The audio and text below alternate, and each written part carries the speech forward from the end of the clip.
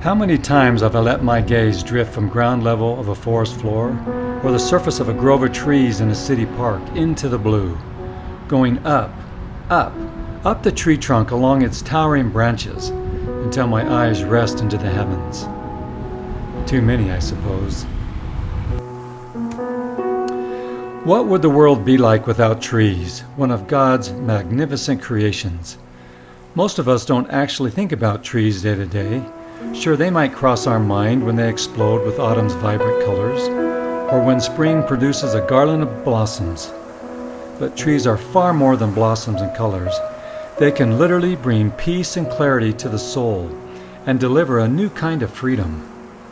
My love affair with trees is ever present, but the past few years my appreciation for their role in my life has deepened. I've begun to appreciate them as medicine for the soul and a sanctuary away from the man-made troubles of the world. If one finds a way to connect with these timbers and with a willing spirit find time to reflect, doing so we'll find ourselves anew, thinking deeply about the meaning of life and our place within creation. When your mind tells you one thing and the trees whisper another, no doubt you'll recognize the call deep inside, the one that pulls you outdoors to cleanse your head, purify the heart, and uplift the spirit. If you've ever walked along a forest floor or a maze of trees in a wooded park on a breeze-filled day, you've probably experienced that aura of a strange, peculiar phenomenon, that the overhanging trees are chatting above your head. With every moan and retort of wood and rustling of leaves, you'd almost swear that you could hear rumblings and feel reverberations, perhaps even inviting participation to join the conversation, or just permission to eavesdrop. What stories are they telling? What words of wisdom are being whispered? What history have they witnessed? Look at the details on each tree, its lines and patterns. Watch how the sun rays dance on the leaves.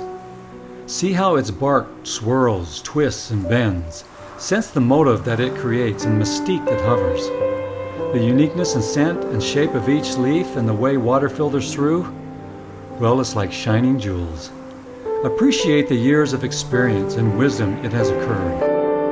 There is a relationship with trees, and I think it's in the nourishment, the care, and the reverence we choose to give. Consider the tree, its complex system of roots growing beneath the earth, taking only what they need for survival. Sure, all plants do this, but trees seem to magnify the divine presence in such a way that it's easy for us to see. Trees seem to pulsate with the divine presence, that entity known as God. We pulse with it too.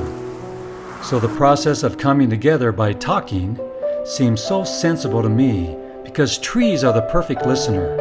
They ask for nothing and generously give. They weather the hardest storms while reaching for the light. To them, time is never lost. I love the texture of trees, the rough, gravelly fill, all the way to the expansive, broad trunks to the skinniest, smooth ones. I love the shadows that cower beneath and the filtered sunlight making mystical shapes as branches dance along the sky while lying on the grass below. How about the intoxicating smell after a rain and the curiosity of tree rings of a no longer living tree?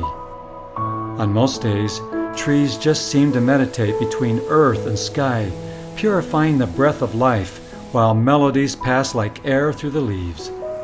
Most of all, trees just seem to know things I know nothing about, and yet a sensation embodies my being every time I walk besides, between, and among them. No doubt trees are conducive to happiness, a quiet, reverent happiness that can't be measured by earthly things.